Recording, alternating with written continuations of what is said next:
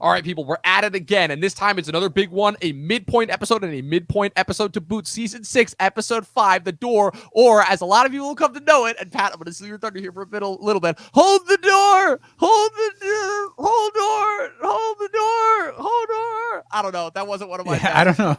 I don't know if the Talking TV family appreciates that impression. But, I don't know if they were ready for that. It's not one of my best. We're going to be talking Thrones here, and at least at the very least, he got to step up from sort of the Stark random village idiot, so to speak, to a bellhop. He's holding that door. He's getting there, he's getting there. Everyone ascends in this world in some way, shape, or form. Bran becomes king by the end. All of that and more on tonight's episode of Talking Thrones.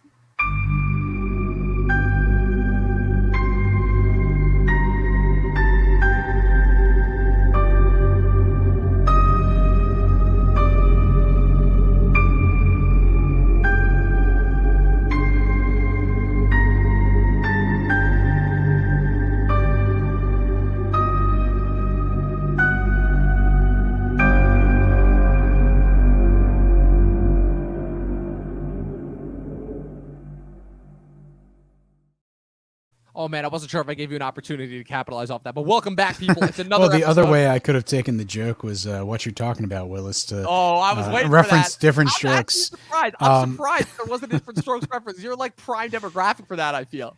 Hey, listen, when I was younger, and I think that show was on like syndication, so I definitely watched it a lot, and it was a pretty good sitcom. So Willis here, in Game of Thrones, I was happy to hear that name once again in television after years of not. Yeah, it's been a while. I feel like Willis has not been well utilized and well capitalized upon. People, obviously, this is another episode of Talking Thrones, but it's a pretty important one. It's a pretty big one.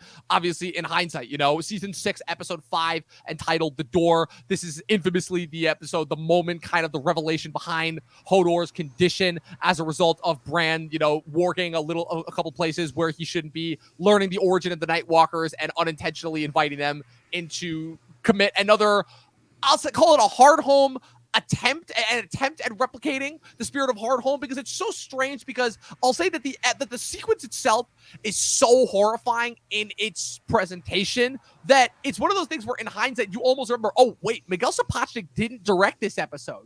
Famously, this is the second to last season where they brought in some new guys. They famously had Jack Bender direct episodes 3 and 4, who had directed it was another one of those TV veterans who's directed so many different episodes of television throughout his long career, directed a ton of episodes for Lost, and obviously famously directed the last 2 episodes. And now we have Daniel Sackheim directing this episode and the next, both of which are episodes that have pretty big sequences in them. But like we were talking about, Pat, like so many other things, they're so great for in the moment, but in the long run, what do they ultimately matter? Because as is literally referenced in the next season, when Meera just leaves the show, she literally says, Hodor and Summer died for you, and she can't even call him by his real name, Willis. And Bran is just kind of like, yeah, oh, okay, I'm fine, it just kind of pieces out. So, I mean, the Willis reveal, obviously we're going to talk about it in detail at the end of the episode, but it's one of those things that's like, when it came in, it was just like one of those, oh shit moments, because it's building off of this crazy big action sequence.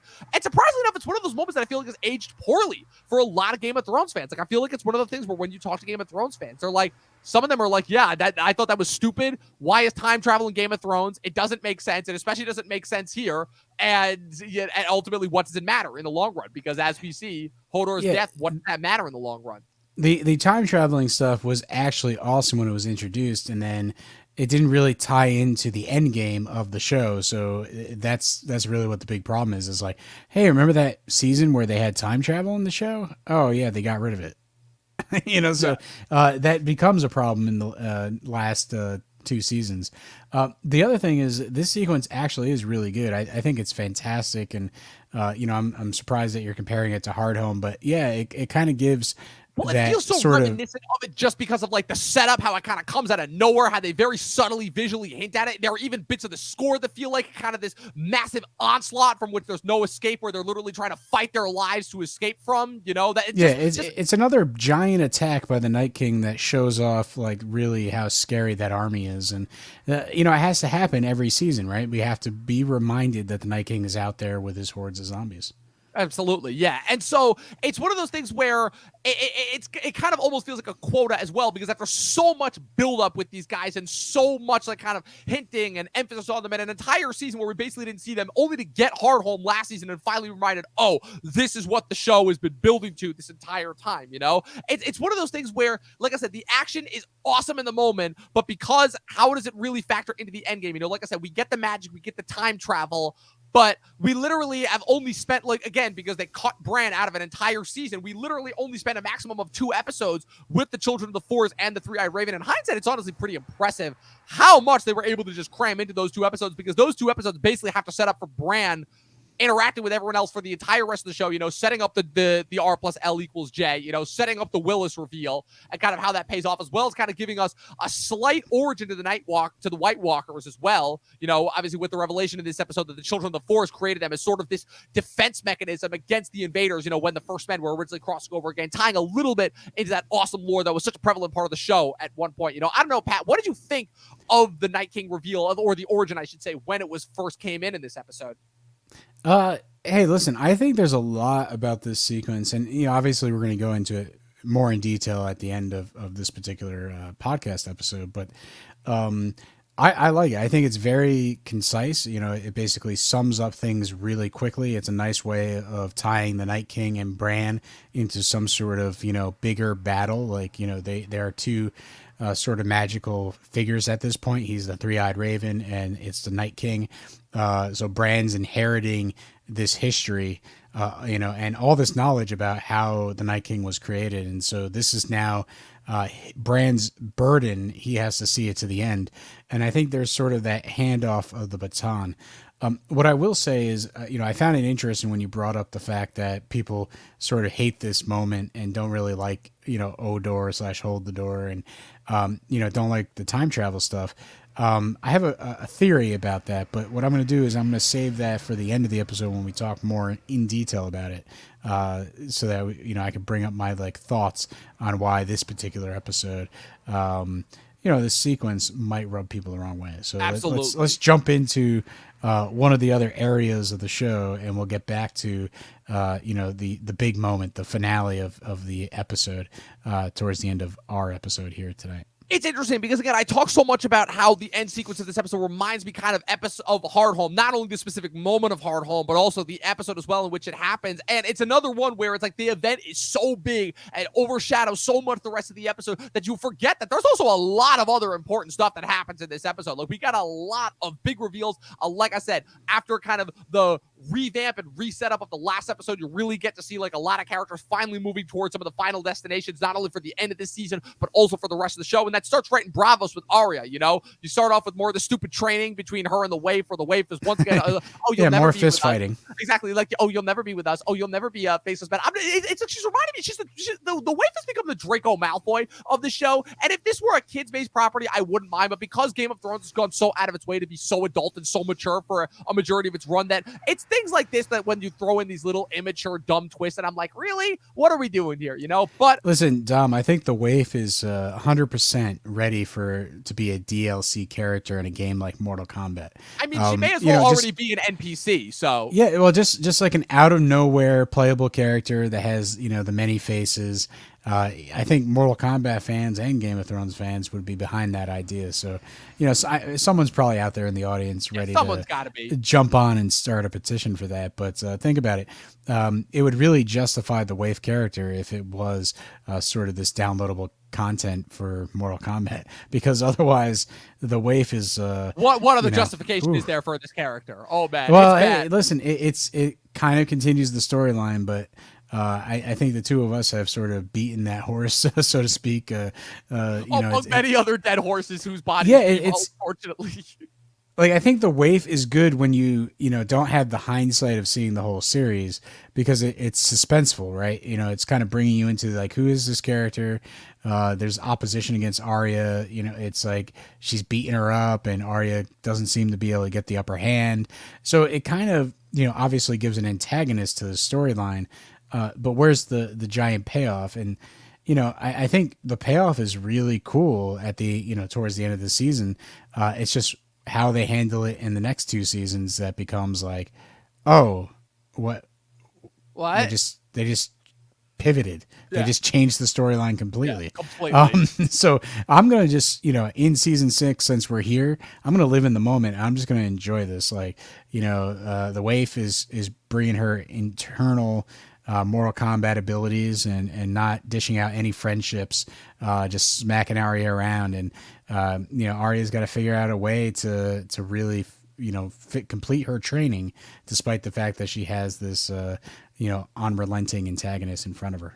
Absolutely. Yeah. And the other thing, too, that is finally established in this episode is this is the establishment of the play arc, which is one of the more underrated elements of the books, one of the kind of like the last vestiges, one of those last threads from the books that are still hanging on. And I actually think it does a pretty damn good job of adapting that, because the play arc, obviously famously, where Arya is given her first assignment since getting her eyesight back into the Faceless Men, and Jaqen gives her the mission of assassinating an actress named Lady Crane, who is an actress in this traveling troupe that is doing a reenactment of the War of the Five Kings, but like obviously more so from a commoner's perspective. So there's certain different things from the first 4 seasons whose perspectives are changed. Joffrey's presented as much more of a benevolent figure. Same with Cersei. Tyrion is kind of portrayed as like the evil one who's been behind it all. Ned Stark is portrayed as kind of a bumbling fool who doesn't really know what he's doing and is being waylaid and manipulated. And it's so fascinating to see that because, again, it kind of serves almost the same purpose that the trial for Tyrion did way back in season 4, in that it's serving as like a commentary almost on the first 4 seasons.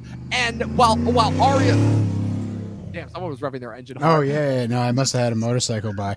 It's crazy how loud that was. It was, yeah. And so but you also have Arya in the audience, who is like being a direct witness to a majority of the events that they are at least portraying. Especially, I love the reaction that Maisie Williams gave at the scene when Ned Stark, when the actor Ned Stark loses his head as well. And it kind of brought me back to season 1 and kind of where Arya was and kind of how far she's come. Come one of those like come full circle moments. And I think it's really interesting how the big thing that's established here amongst this arc and kind of as far as the setup for Arya being ready to leave the Faceless Men is it kind of shows that the note that I have written down is that it's so much for honor amongst the Faceless Men. I feel like she's always kind of gravitated towards the Faceless Men because she just felt like she had nothing else. She felt like she had been pretty much abandoned. All her family members were either dead or too far away to help each other. There was this constant repetitive pattern of her getting to people over and over and over again, and just, them being dead or dying but before the time she could get to it. And so she came to Braavos because she thought it was going to be this last connection. And it's so interesting where this play almost serves to remind her what it is that she left behind in conjunction with the Faceless Men, who are now kind of essentially so basically having her carry out this act as like this ruthless bounty hunter, where she kind of once again thought that she was joining this organization that had some sense of honor, almost serving to preserve some of that honor that is inherent in her in the North. And this episode is starting to pull back the rafters and feel like, no, death comes for everyone, and you kind of just have to get on board with it, Yeah, listen, I enjoyed this play a lot. I thought it was a nice break from watching Game of Thrones to really just have like this kind of snarky, self-reflective recap of the first couple seasons. And it's obviously for Arya it's a nightmare because it's not at all how it happened. It makes her family look like the enemies here, and I think that's really it kind of phrases it into her character and what she's going through and how she feels about looking back at her family and what she's about to do. She has to kind of like separate herself from her history and sort of dive deep into the Faceless Men. So regardless, the play was great. It added some great laughs for the opening of this episode and gave us like a nice sense that they're willing to, make fun of themselves or be self-reflective and sort of, change things a little bit with the previous plot line. They're not necessarily taking themselves seriously in this sequence.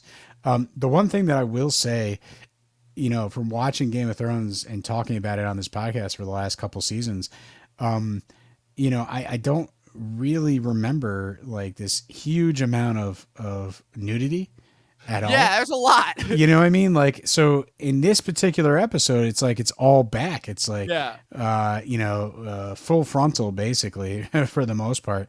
And, I'm just like, wow, I don't think we've seen that really in previous episodes, or maybe it's just like, more suggested, more like happens off camera, So the show apparently right here in season 6, episode 5, becomes like a little more racy. So Yeah. Braavos, If anything, they're almost commentating on the vast and sometimes criticized amounts of nudity that were very apparent in those first 4 seasons and then became progressively less so. Ironically enough, at around the same time that the Sparrows sacked Littlefinger's brothels last season. Yeah, so man, it is night and day because I was just, Game of Thrones, most HBO shows, most premium channel shows, like it could be Showtime, Netflix, etc. A lot of these shows are going to not really be afraid of nudity if they're behind some sort of paywall that's kind of comes with the territory. And I was just surprised at how much I haven't really thought about it in Game of Thrones the last couple seasons of us doing this podcast. It really sort of just melted into the background. And I think you're right, with the Sparrow coming in and sort of this moral storyline, it seems like that could have been, either a choice or that could have been just like happenstance. But to have it in this episode was sort of like, whoa, I wasn't expecting that. And, obviously it's about this theater troupe that's really comfortable with each other, and they're it's part of their show too because they want to attract people to pay attention and pay money and whatnot. But the group of actors is comfortable with themselves, that they really have this open relationship where they're able to make jokes and talk about those things quite openly. So it was sort of interesting to stumble across this and just be like, oh yeah, this is a HBO show, and sometimes we can have gratuitous nudity. Yes, absolutely. So we then move on to the wall. Like I said, the wall has essentially become like the centerpiece of the storyline. It's kind of funny how for so much of the show's run, King's Landing was kind of the centerpiece of the storyline. And now you've kind of seen last season was kind of this transition into the wall becoming the centerfold as they started to move towards more so Jon and Daenerys being the main characters as they started to drift away and make King's Landing and Cersei more of a supporting character. And now I feel like we're fully there because it's to the point where even when it's in the storyline at its most minimalist, like the wall and everything now going on with Jon has become a centerpiece. And the other note that I had written down here as well about this arc is this is the last time that Jon is at the wall for a while. It's the last time, obviously, he's already abandoned his position as Lord Commander, but it's kind of so interesting because despite the fact that it was never the main center stage for the longest time, it was always kind of setting up for this larger kind of overlooming threat. The wall has become such a concrete and centerfold staple of the story that the fact that this will be the last time that we see it for a while, we check in with it periodically over the next 2 seasons, but like the wall, a large portion of it is destroyed at the end of next season, not even like 10 episodes from now. So I just think that that's super fascinating. But the biggest thing here is obviously we get a Sansa Littlefinger reunion as Littlefinger writes her a letter to meet him in Molestown. And just this scene, like, I'll say this, I was literally talking about it when I watched the episode this morning, and I was like, I'm constantly at a loss as to which character, which fan favorite, like which one of my favorite characters, I should say, the show betrayed more. It's constantly at a battle for me between Tyrion and Littlefinger, depending on the episode, because like, I'll say that like, it's not that they're doing things that are out of touch with his character. It's that they feel like they're forgetting that this is a character who can see 10 steps ahead. And it feels like they're just having him do things that like, he would do if he wasn't as smart as he was, where he's trying to play this tactful game of offering up the Knights of the Vale to Sansa while also offering up this news of the Blackfish that kind of comes out of nowhere, like there's no setup for it. You don't see him receiving a raven, nothing. All of a sudden he magically just tells her, oh, your great uncle, the Blackfish, has retaken Riverrun, and that's an army that you could use, We obviously see how she later ends up using that in the meeting with Jon and Davos. The biggest thing that's established here is this is the beginning of kind of the real transition from Littlefinger to Sansa as this amazing like strategician. And this is the beginning of Sansa beginning to outwit Littlefinger, kind of use him where she needs to and then give up. I'll say that the sequence is amazingly well written. Sophie Turner, this is really the beginning to me of like Sophie Turner as like, okay, this is her turnaround. This is Sansa really coming into her own. And she does an impeccable job, I think, with the delivery of that performance as far as like, oh, so you've heard, what he did, tell me what he did. Tell me what you think he did to my face. It's this really, I think, I dare not use use this word because I feel like it's become so overdone and completely misused in today's culture, but it's really empowering to see that in the moment, this character who is been the result of so much tragedy over the last couple of seasons, finally being able to turn some of that back on her captors, you know? Yeah, so what I will say is that this sequence, what it does is, at one point, Brienne, gives her readings to Sansa, like, oh, John's okay, but he's kind of brooding, ain't he? I guess that's to be expected, right? Because he was resurrected. So for the most part, I like Brienne's candid take on John and how it sort of like diminishes him in a way where it's like, yeah, he's kind of, off to the side. He's, doing his own thing. And with Sansa in this sequence stepping up and really starting to play the game, going back to meet Littlefinger and basically confront him, say that you're either my enemy or the stupidest man alive, or it could be both, who knows? Could be both in this case. The fact is, I mean, the one should have been pretty apparent from minute one, but again, she was a little more naive. So I really enjoy the fact that Sansa is starting to step up, starting to really fight for what she believes in, and start playing the game and manipulating the situation. And that's one of the things that she hasn't really been doing. She's just kind of been going along to get along, and that's not really been going well for her. So much tragedy has happened in her storyline, and she's traumatized, and of course she's pretty public about that, pretty public about the terrible things that have happened to her. And with Littlefinger, it confronts him and says this, you basically knew this was going to happen. And the fact that he just tries to squirm his way out of it by being like, oh yeah, I just misjudged someone, a stranger from afar. It's like, no one believes that. No one believes that. Yeah. And I agree with you in the sense that, Littlefinger has always been given the, 10 step ahead and like proven himself to be that smart.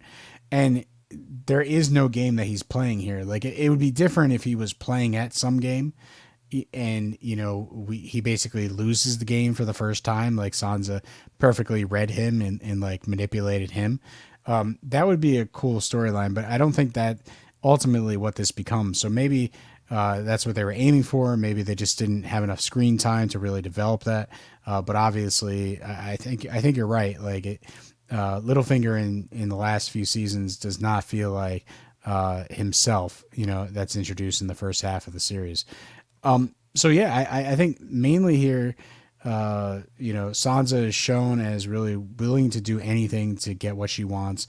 Jon is still trying to figure things out and brooding, so to speak. So, who as the audience, who are we going to choose? Are we going to choose Sansa, who is proactive and making these decisions and really fighting for what we've been told, which is the Stark name in Winterfell? That's really the good guys. That's who we're supposed to be rooting for. Or Jon, who's just sort of brooding and trying to figure things out and doesn't really know what to do. Obviously he is concerned about the Night King, but like at this moment he is really having, some post-resurrection struggles and kind of gaining his feet, back on the ground. Absolutely. If anything, it's kind of almost like he has to remind himself when they're kind of doing that little strategic meeting later on where he's like, we can't defend, it's like, we kind of can't stay here at the wall. It's one of those moments where it's like, again, that was one of those like kind of last messages of like the week-to-week viewing in order to kind of recap you, because again, they kind of had already established last episode that they could not stay at the wall because he's like, look, we can't muster a force to defend against the walkers if we have to defend against the Boltons first. We have to defeat the one before the other, so that's the one bit of where it's like, okay, that's a little bit of like strategic Jon coming back, if not a little bit obvious. And then leave it to Braavos, obviously, to point out some of the obvious where Sansa, it's weird because Sansa's like, it's in this weird spot where she's starting to become a strategist. That's the word I was looking for. But at the same time, she's still a little bit too naive as far as there goes, where she's like, oh, the Umbers and the Cars. She's like, oh, the Umbers, betrayed, gave up Rickon to Ramsay, but, they can hang. But the Karstarks, they may not have had a choice. And Davos is like, almost has to remind her. It's like, yeah, but they know that a Stark cut off their liege lord's head. So good luck trying to get them as well, And so that kind of leaves them in order to try and do this like kind of sham campaign as far as like, okay, we can get a combination of the wildlings, the rest of the houses in the north, and then obviously Sansa brings up the idea about the Blackfish retaking Riverrun, and she's like, and he's like, okay, if we could get the Tully army to march north, then we might actually have a shot here, And it gives Davos confidence. Jon is a little bit more sneaky, and he's like, okay, where did you learn that from? And Sansa makes up another lie about, what's it called?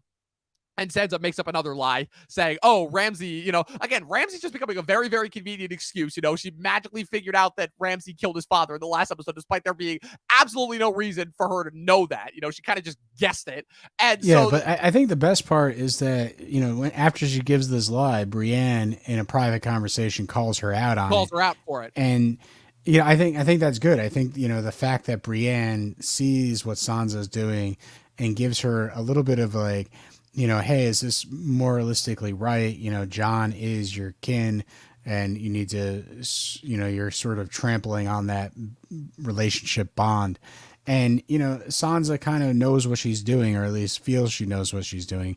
And so it leaves us in that sense of like, are they going to get along? Are they going to be kind of at odds?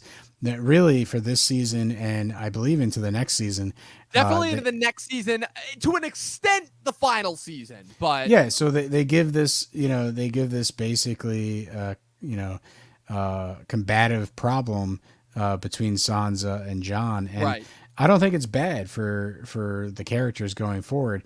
I think it's not bad for now. I think it gets a little bit mucked up in the final season because it definitely comes to a point where it's like, okay, Sansa is either, where it's like, okay, Jon has become a simp and Sansa is either too untrustworthy or too smart for her own good, depending on how the writing feels where it's going to take it, to the point where it's almost like Jon is punished and Sansa is rewarded, despite the fact that it feels like it should be the opposite, Yeah, hey, we'll get to the end of the series when we get there and talk about how things are mucked up. But hey, like, man, we're jumping around. So yeah, well, let's cover the two quick sequences in Essos first before we hit the Kingsmoot, and then we'll wrap up with Bran. So let's start with I don't know. Do you want to do Daenerys or do you want to do Tyrion first?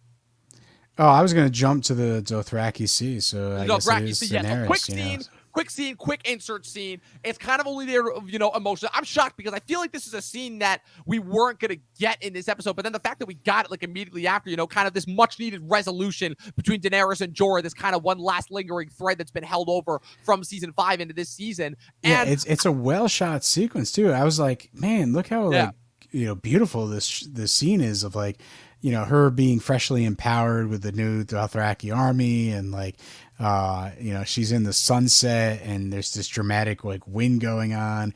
Dario and Jorah are there on the mountain with her, and it's like, I can't banish you. You keep coming back. Like all, it's like this poetic speech. She's like you're like a bad ex-boyfriend. I just can't keep you away.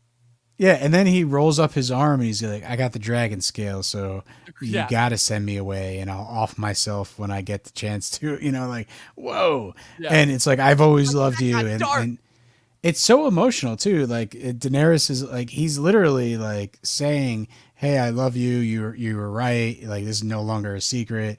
And she's like, holding back the tears and, wants him to be by her side, but he betrayed her, and so she's like an emotional mess. It's an emotional scene all around. And I'll say this, like, the emotion does work. I know some people might criticize this for being a little over sappy. For me, I think it's a surprisingly well-earned moment between, again, two characters that have such this long history together. Jorah, people forget this too, but like, I have constantly been about this too. I'm like, yeah, there are literally only 9 main cast members who have been around since the first episode, who have been in every single episode all the way up until the final season, not necessarily all the way up until the final episode, but and Jorah has been one of them. And so the fact that you kind of are having this almost cathartic, much needed moment that's kind of been built up since the end of season 4 finally happening, like, it's super satisfying to see, and it's one of those things where one of rather the few moments in this sector of the show where the emotional impact is actually earned. And even though Jorah obviously goes back to her and then obviously, achieves his dream of dying, fighting, and defending her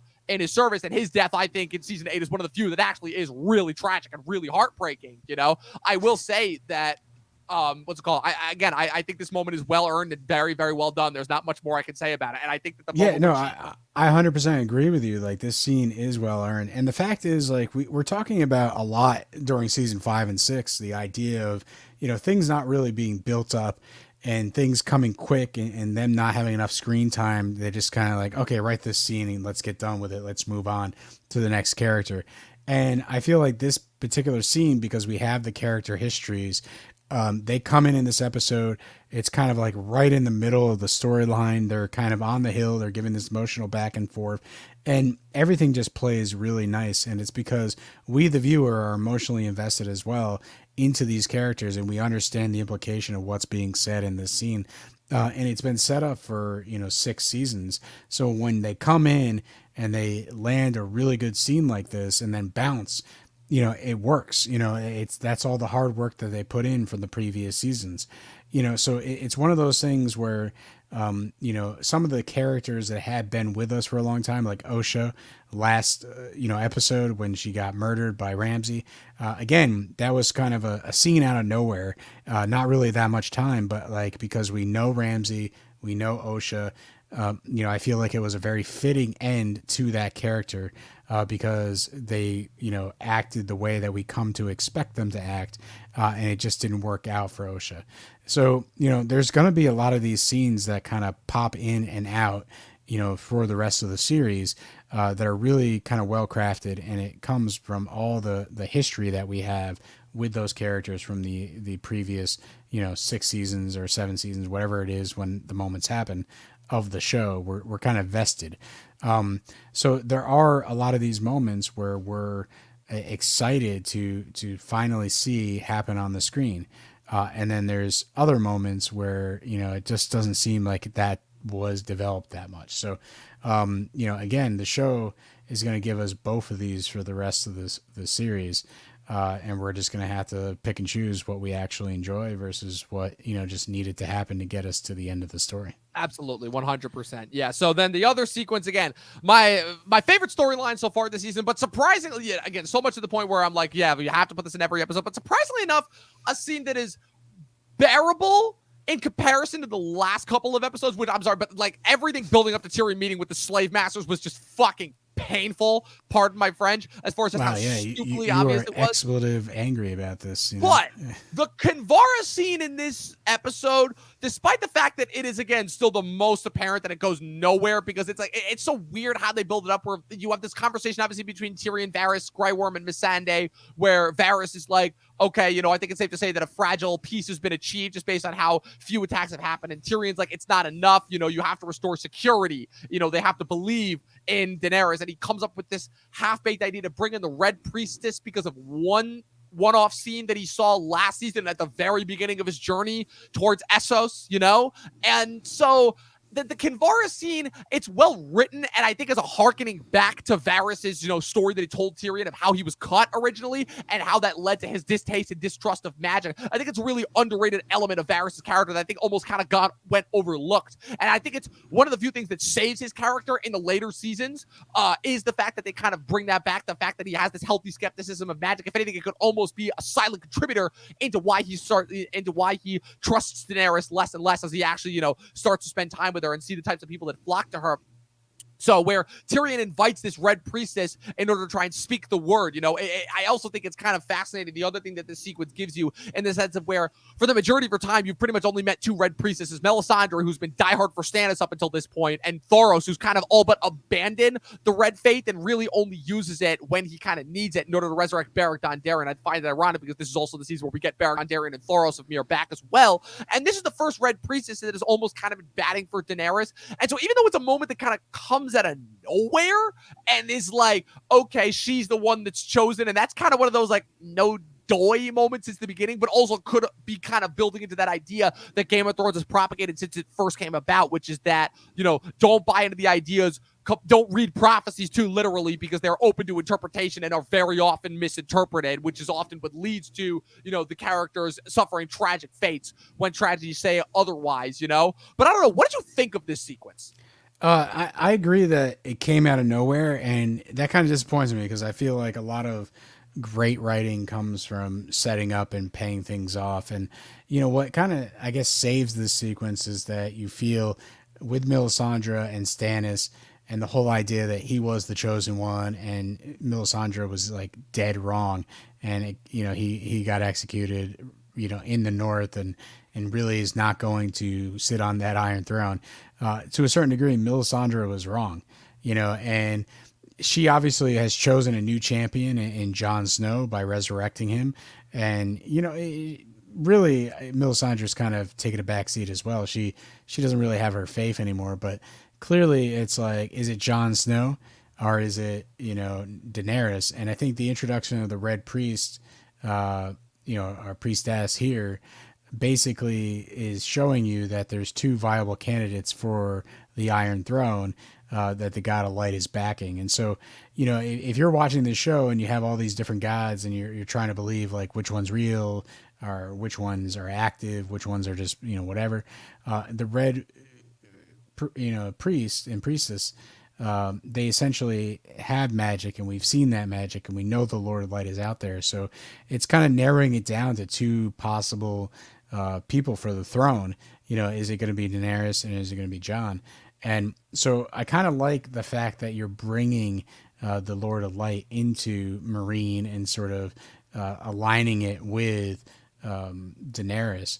But again, it doesn't really go that far, if I remember correctly. It really doesn't. I think it's like you see one brief sequence of another Red Priestess, and speaking the good word of Daenerys, through when Tyrion and Varys are walking through the city before Varys mysteriously disappears right conveniently before the slave masters start attacking. We'll get to that when we get to what might be one of my least favorite episodes of the entire show later on in the scene.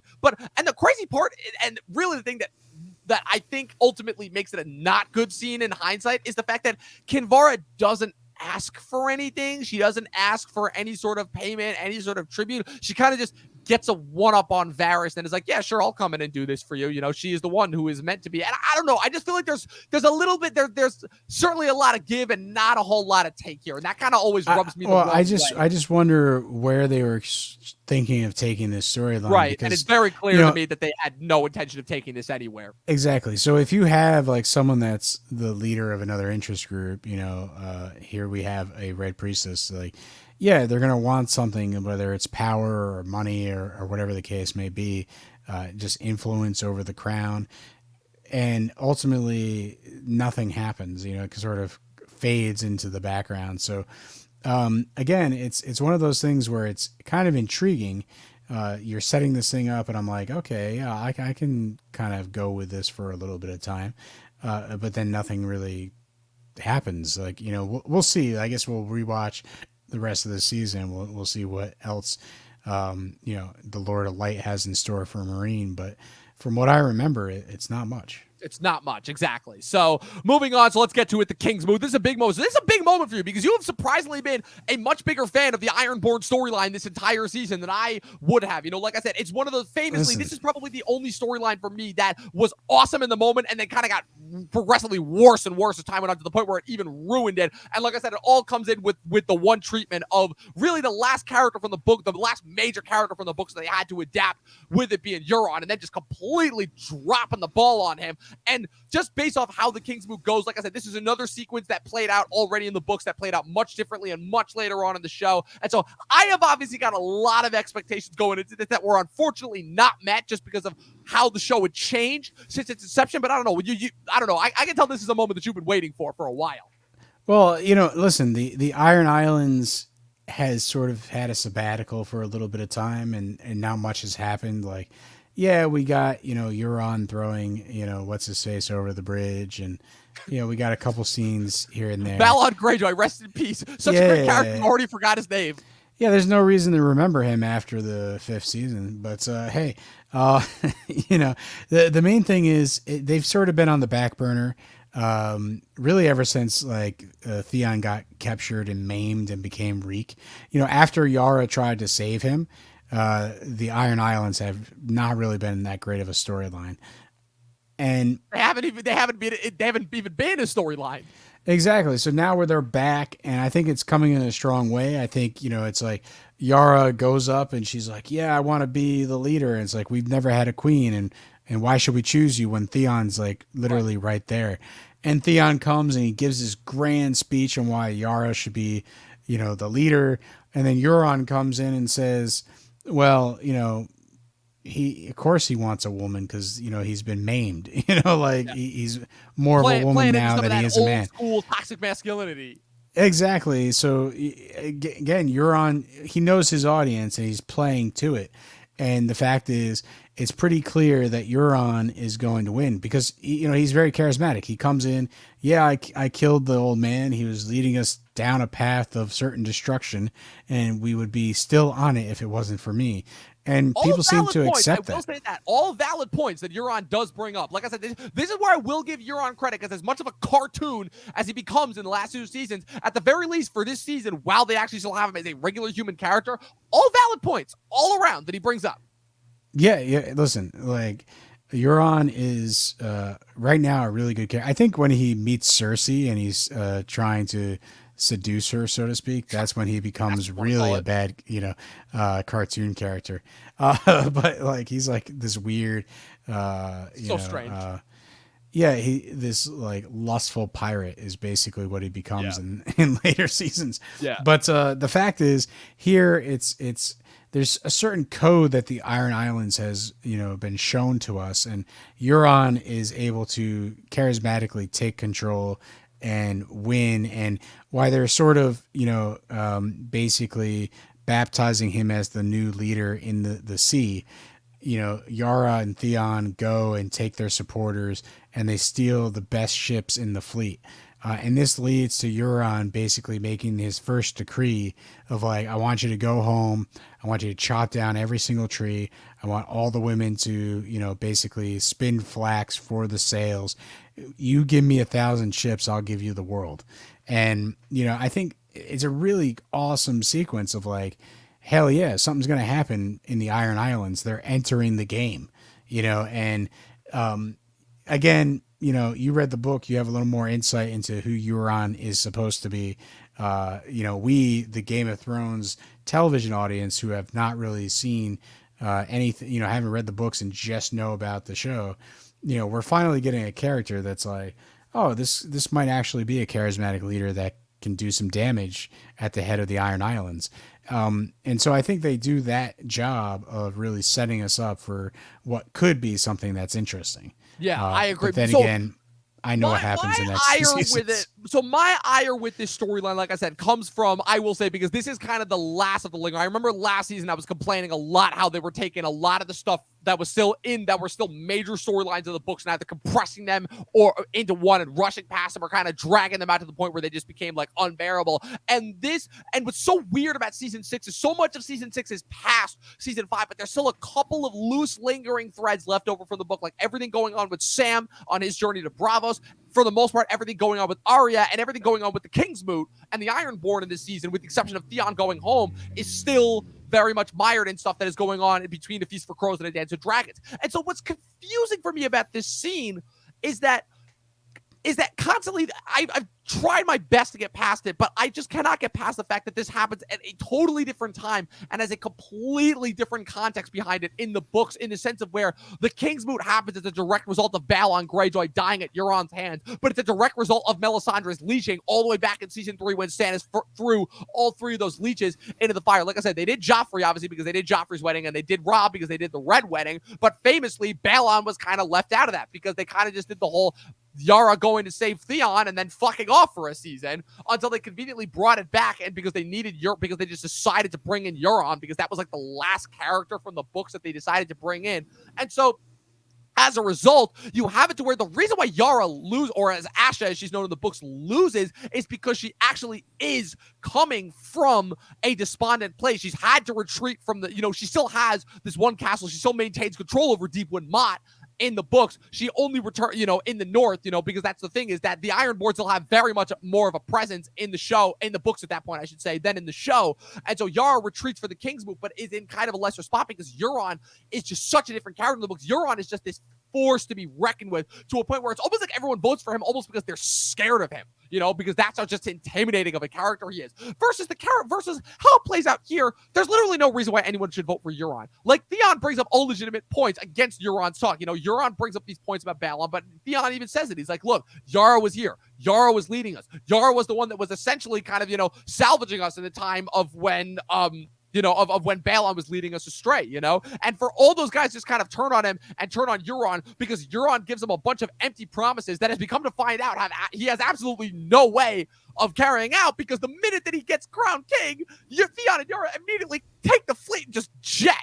and just completely jet and kind of fill the void of Victarion's arc, where in the books, Euron sends his other brother, Victarion, who again is not a character in the show at all, east to woo Daenerys, and Victarion plans on marrying her himself. They changed that up a little bit where Theon and Yara go east in order to try and gain the alliance of Daenerys in order to take back their home from Euron. So that context, it kind of works, but it's like just it all revolves around Euron to me, and it all falls apart because again, the cracks are already showing because all that he's full of is empty promises, and he's literally stripped of his ability to do anything for the rest of the season because they're like, okay, we got all these other storylines to wrap up, so we're gonna kind of leave Euron there and then bring it back at a later point. So that's kind of what wrecks the Kingsmoot for me and kind of makes it and really the whole Ironborn storyline kind of uninteresting. You know, I'm not saying there was never a chance for them to have a great arc, but it's just like it's kind of one of the last vestiges of okay, I'm seeing what this is, but this could have been so much more awesome, you know? And that's kind of the problem that I consistently have with it. So, yeah, no, I agree with you. For the most part, you know,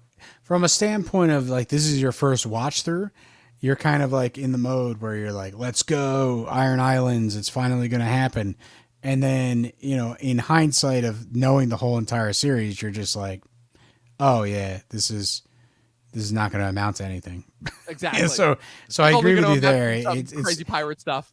Yeah, it's one of those things where it's like I still like it, but like at the end of the day, you know, I don't like where it actually ends up going. I like the idea of where it could have went.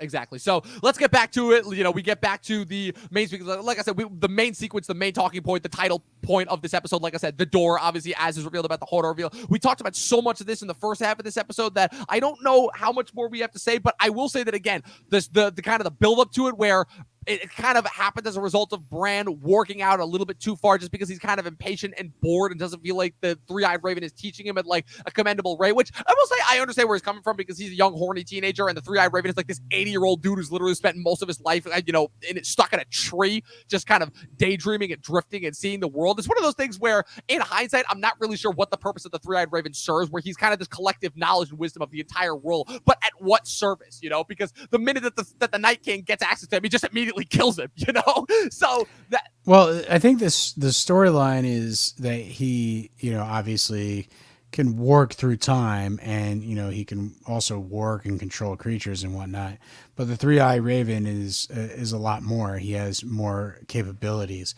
And, you know, Bran is going to have to do a lot of that training as the new three-eyed raven on his own. He's going to have to, you know, probably even, you could have a whole spin-off series, you know, hopefully directed by the guy who did the show running for Legion on FX. Yeah, right. Noah Hawley would really do that show. Yeah, you could have Bran just working through time and learning bits and pieces about, you know, the three-eyed raven and stuff he needs to know, and, you know, just weird things happening in the Game of Thrones universe throughout, you know, the whole history of time, not just like, you know, what happens in the, you know, vanilla series here, Game of Thrones, and what's going to happen when House of Dragons, you know, takes place, and any of the other, you know, IPs that come out based on this stuff. You know, it's one of those things where I think my biggest problem with this episode, and this might be what, you know, causes a problem with this storyline, is when Bran shows up in the Army of the Dead and they're just kind of like standing there terracotta soldier style, yeah, and they're just staring in the distance, and it's like Bran's like walking through. Quick, did you notice the one extra who kind of like shifted a little bit aside so that he could kind of pass through? Did you notice that? Because I noticed that this time. I'm like, I see you, extra. I see you. Yeah, it's really like, I think the main thing that's really problematic with this entire sequence, and this is what I was teasing at the beginning of the episode, is that when Bran shows up, the Army of the Dead is literally just staring off into the distance. Like, you know, are they at some sort of like bizarre zombie wedding, and it's like they're on the dance floor and they're waiting for the Night King to be like one hop this time? You know, I don't know what's going on in the middle of this ice field. Why are they stagnant? Why are they staring off into the distance? Like last season, they threatened Jon Snow, and it's like, we're coming to get you all. And then this season, they're standing in the middle of a field doing nothing. Right. And, you know, obviously we never got a sense of what the Night King was doing this season. This is it. You know, we're being reintroduced to him, and he's just standing around in a field. And so when Bran, you know, brazenly walks up and, you know, the Night King notices him and makes his mark on him, all of a sudden, he wakes up and it's like, oh, he touched me, he burned me, whatever. And the Three-Eyed Raven's like, yeah, he's coming here now and he's going to kill us all. Exactly. Like, so basically, I was waiting for like a red format dumbass to just be thrown in there where it's like, come on, man. So, man, what comes down to it is that this whole idea that the tree is compromised and the Three-Eyed Raven's going to be killed and Bran's got to escape, the whole premise of this sequence is just rushed. It's like not really set up at all. It's just thrown in our face. It's like, yeah, the Night King, he just spends his, weekdays and weeknights and every single moment standing in the middle of a field with a bunch of zombies doing nothing. It's like, what was going on? Like, why was he pursuing? Was he going south? Like maybe he should have been like killing some like rangers of the Night's Watch. And then all of a sudden he sees Bran and, like that takes him off course. Like maybe show like, oh, hey, we got to go back to the wall and we got to tell them that the Night King's on the move again.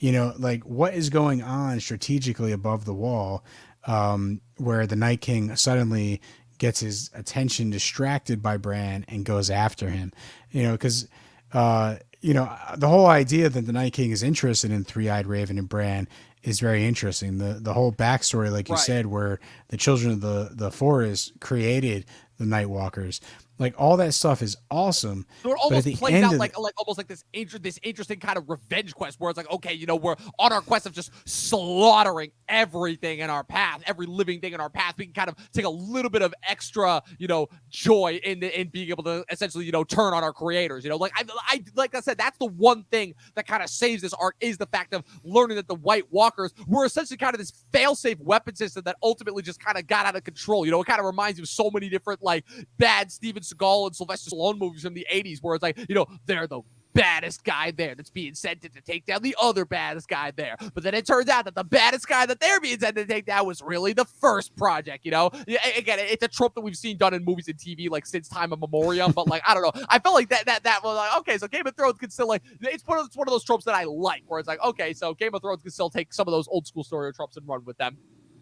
Yeah, listen, I think this sequence, really kind of comes out of nowhere. We don't know why the Night King is interested in Bran and the Three-Eyed Raven.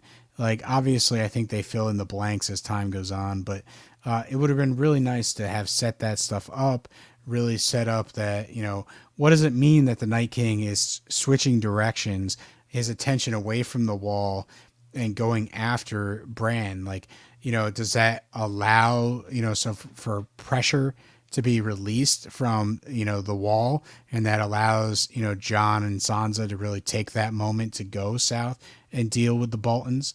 So like, I think there's a little more story complexity that could be involved here. It just kind of seems like it's just thrown in there.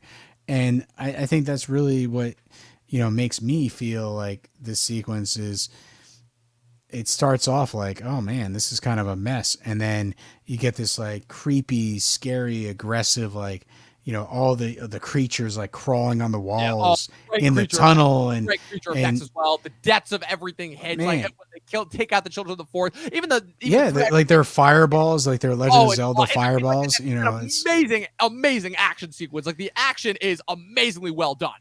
Exactly. And, and then we get to the point where like Bran is staying too long in the vision again, to the point where he sees the Three-Eyed Raven disappear in one of the coolest effects that they have in the show. It's pretty awesome. Yeah, it's like he just kind of like vaporizes, but it's a little bit of like cloth. It's a little bit of like Adobe After Effects dissolve, but like mixed in with a little bit of coloration in order to like make it like feel like you really feel like the essence of that character has been obliterated. Probably one of the most creative deaths that I think I've seen in a show ever. Yeah, and then you have everyone like Willis is there and he's starting to pay attention to Bran. Bran is like warging, Hodor in present time, which is then having some sort of impact on Well, Willis in the past. It's a couple different things. It's Willis.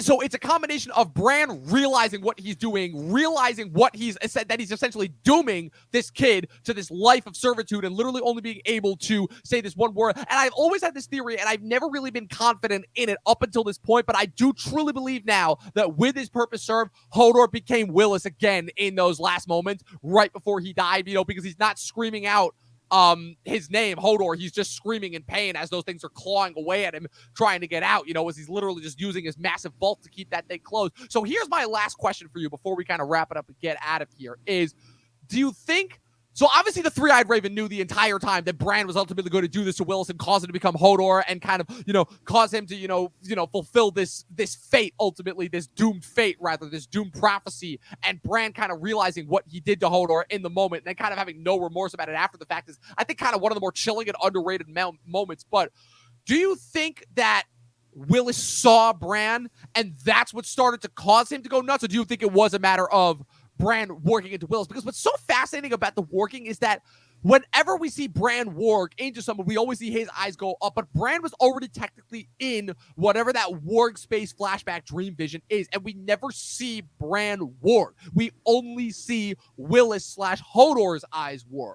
So, where do you think the connection comes from? That's kind of like one of the last looming threads. It's almost like Damon Lindelof-esque how they carry it out. I feel like I'm wondering if there was some consultation of Damon Lindelof that happened because season 6 of Game of Thrones happened on an off season. The Leftovers had just finished its second season at that time. And I know the Leftovers tackled some of the similar things that Lost it, although not as many. So I just wanted your take on that because it's something that I've constantly wondered about.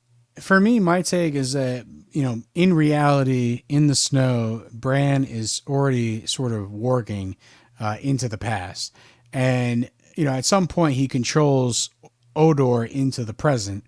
And so it's all, he's using his ability from the present. And when he uses it, when he's doing two things at once, being in the past and also warging, Willis in the, or Hodor in the present, that inadvertently carries over into the past. And because we see young Willis sort of, do the warg eyes into his back of his head.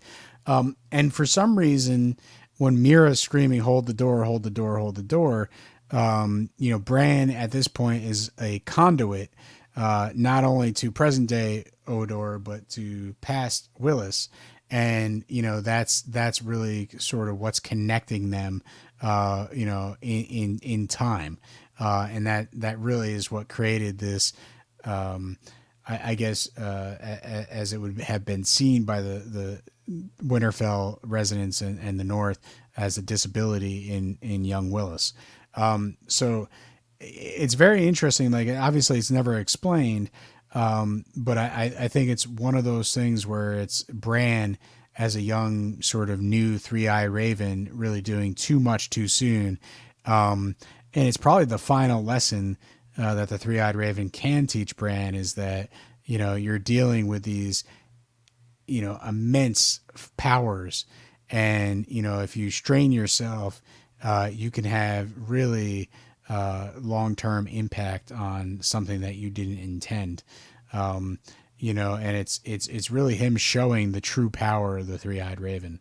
Absolutely. Yeah. So, and like I said, unfortunately, despite the fact that it is not at all talked about, but like I said, it's a lot of deaths. We say goodbye to a couple of different legacy characters. Obviously, again, I was even keeping track. I'm like, yeah, because Hodor's death is so impactful that it almost overshadows Summer, who also unfortunately meets the end of his life. And I'm realizing, I'm like, oh my God, that's it. That's the last, of the 6 original direwolves, there are only 2 left now that are alive, with Summer and Shaggy Dog both meeting their ends this season. With Ghost, obviously, still with Jon somewhere, although he hasn't been seen at all since episode 2. And then obviously, Nymeria, who is wandering around in the wild, but also, who we see briefly in the following season. Those 2 obviously make it through the show alive. But yeah, so RIP to Summer, RIP to Hodor, 2 legacy characters that we've literally been with since season 1. RIP to the Three-Eyed Raven, the Children of the Forest. And like I said, it's a big moment. It's a lot of big deaths, and it's only setting up for the last half. Like I said, we're through the first half and officially into the second half of season 6. So be sure to keep tuning in as we wind down. Like I said, we've only got 3 more weeks until Battle of the Bastards. I cannot wait to recap that. But in the meantime, Pat, where can the good people follow you on the interwebs? Oh no, you muted out. Your mic cut out. Here, I'll do the plug for you. Don't worry. Follow him. No, don't worry about it, Don. Okay, You know, hey, listen. Sometimes, you know, when I cough and all that stuff, I put it on mute, so I forgot that I was on that mute button. So, I see. yeah, you know, people, you can check me out on Instagram at Patrick W Huber. You know, that's it. That's where I'm posting some photos, some videos, whatever I feel like. That's my social media choice for the time being. Awesome. I'm waiting for your pictures and eventual videos from some of, from the band gig this past Sunday. And of course, you can follow me at Movie Nerd Reviews across all platforms. Be sure to follow the official Talking TV podcast, Instagram, Facebook, and Twitter pages where we post there every single day, as well as TikTok. We are on TikTok as well. Be sure to follow that if you are not following us there already. Be sure to subscribe to us on Twitch and YouTube. And as always, people, 12 seasons in a short film, and watch more fucking movies. We'll see you guys next time.